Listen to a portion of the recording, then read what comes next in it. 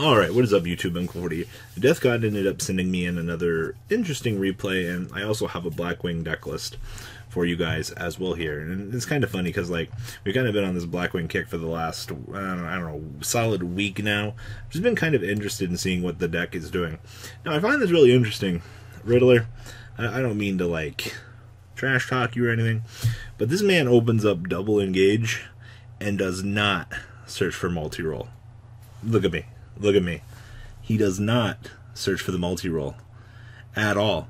Search for Widow Anchor. What the hell is this man doing? Like, with that much rep, you figured you would be at least slightly decent at the game, but no, man. Like, we're gonna search for shit like Afterburners. We're not even gonna search. We'll also open the Ray, and we're not using the multi-roll. I don't understand. Like, no wonder why Blackwings beat you. That's not to take anything away down here, but, like, please properly learn to use your deck. Like, it would be genuinely nice. So, Jamming Wave's coming to his hand here. I'm going to toggle into Kagari. And this man is going to simply just search for a Widow Anchor and pass. He also ashes his opponent's Allure of Darkness. Talk about questionable play after questionable play.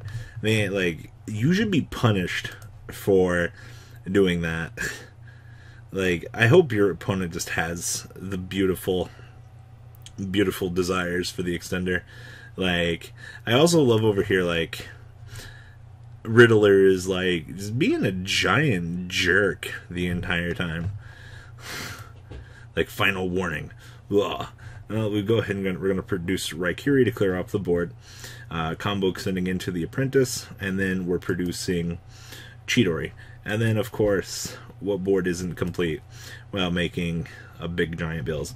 And, of course, Striker does not have a built-in answer for Bills. Like, it doesn't matter, like, how good your deck fundamentally is. Like, you're going to have a very hard time trying to climb over that. Can't be destroyed by card effects. I mean, you can very easily Widow Anchor Afterburners, but that's 2-card dedication. We were never trying to waste those many resources. Probably Widow Anchor at first than anything. Now, we are going into Game 2. Death God definitely sporting off here. Oh, look, we do play Desires. Maybe Riddler will go ahead and negate our Allure of Darkness again.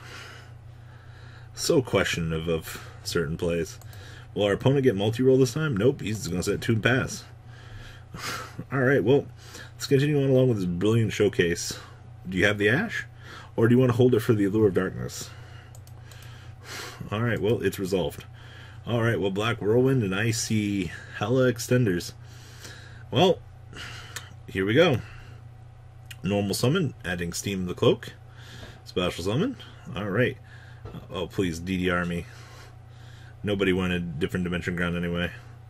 Oh, cool, nice impermanence. Cool. Hello, Nothung.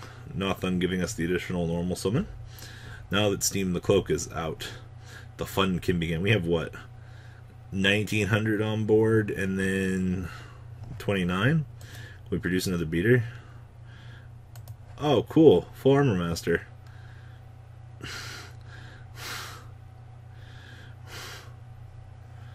Alright, well, cool. Riddler has rage quit. That's what I like to see. Like, well, that's a rage quit. Now, let's kind of talk about what's going on in this deck. We have 2 copies of Oster of the Southwind. Now remember, this is the one that grants wedge counters by banishing it, and then of course in this card's normal summon, you target one of your banished level 4 lower Blackwing monsters. Special summon. This is going to be your general combo extender. I think it's kind of going to make the world go round for you. Now of course, 2 copies of Blizzard cannot be self-summoned. I really hate they gave him this clause, but I mean, had they given this to this a long time ago, this would have been more broken. This kind of acts in the same way that Oster does. Just another normal summon extender that you as long as you have, like, the power of, oh, where'd you go, Nothung? If you have Nothung with this, like, you can extend your heart out. Now, 3 copies of Bora, 3 copies of Gale. I've heard a lot of indifferent opinions about playing 3 Gale and 3 Bora. But you have to understand, more cards that have that text that says special summon, like, I don't know why you wouldn't want that, you know what I mean? it's pretty good. Now, one copy of Harmattan, if you control a Blackwing other than himself, you get to special summon him. And then this card is normal summon. You target one Blackwing monster you control. You increase that card's level by this card's level. So you get some level modification. 2 copies of Chris Crackodon, more special summon. And then this guy can't be destroyed by a small trap card effect once per turn. But he's 19, it's also what we care about. 1 Orochi the Squall, another extender basically. Now this is the card that I've talked about in the past, makes the deck go around. Simone, if you control no Blackwings, banish one of the Blackwing from your hand. That's pretty good. And then you can go ahead and then activate a Black Whirlwind from your deck, and then you get to normal summon this guy. So free actual value. And then of course this deck only plays 1 Steam the Cloak. I still think that 2 Steam is pretty good, along with 1 copy of Vayu, banishing from the graveyard to synchro summon's pretty cute. 1 copy of Zephyros. Honestly, maximum value for this, getting the full bounce, is really good. 1 copy of Ghost Orc. This isn't the only single hand trap that he plays. His build's actually pretty techy. 1 copy of Radion. So with Triple Lure Darkness, I don't think you have any reason not to explore Kaiju options. The fact that, well, honestly, thinking about it, like, being able to draw with Kaijus and things like that, or, I mean, have Kaijus as additional fodder for, like, going second, isn't too terrible. Of course, Triple Lure Darkness, no real explanation needed. Triple copies of Black Whirlwind, no other explanation needed. I mean, it's the heart and soul of your deck. Now, this deck does play 2 copies of Dark Eruption. Now, I definitely think that this is more techy than anything, because getting the ability to recur back these options is actually really good. Like, do not underestimate the power of Dark Eruption. Now, spells. 1 copy of Foolish Barrel. Dumping this or this or this as extenders is not bad. Now, he also is playing 1 Herald of the Abyss. We've kind of seen this kind of come up a little bit in some forms of this format. Personally, I think it's more cute than anything, but not too damn bad. 1 copy of Instant Fusion. That was a nice restrict. 1 copy of Mass Change 2. I mean, hell, you can make Dark Law. You may as well, right? Like, the more options you can kind of pack underneath 1 roof, the better off you are. 1 copy of Mind Control, taking opponent's monsters, is really good. Copy of Monster Reborn, Extender City. Only 1 copy of Desires.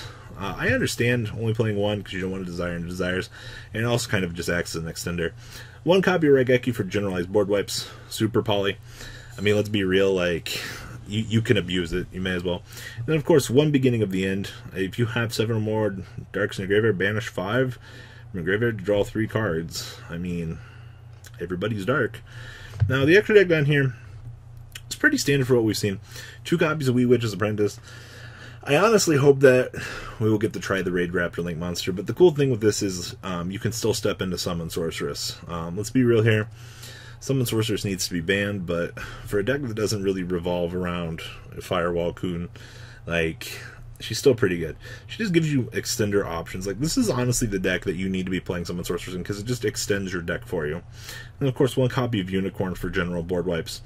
This deck plays 1 copy of Scarlet Red Dragon. I found this is actually interesting. I haven't seen Scarlet in a while, but the fact that you can use this as a means to kind of pressure out your opponent and crush whatever your opponent's trying to set up, actually really cute. I like that. Somebody's going to comment and be like, oh man, Robbie's just talking about, oh, he really likes that, or that's cute. Like, it's not offensive. 1 copy of Obsidian Hawk Joe. 2 copies of Full Armor Master. This seems to be stable now. 1 copy of Nothung for the additional normal. 1 copy of Beals.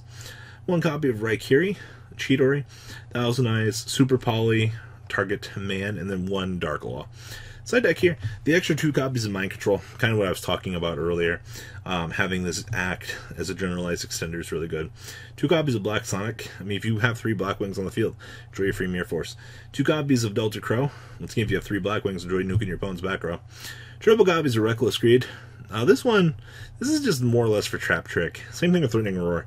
Like, he's really trying to explore a lot more options here. Like, I really like that.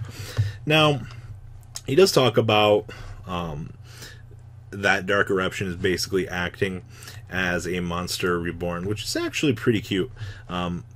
Just, once again, more cards that are extenders is actually really good.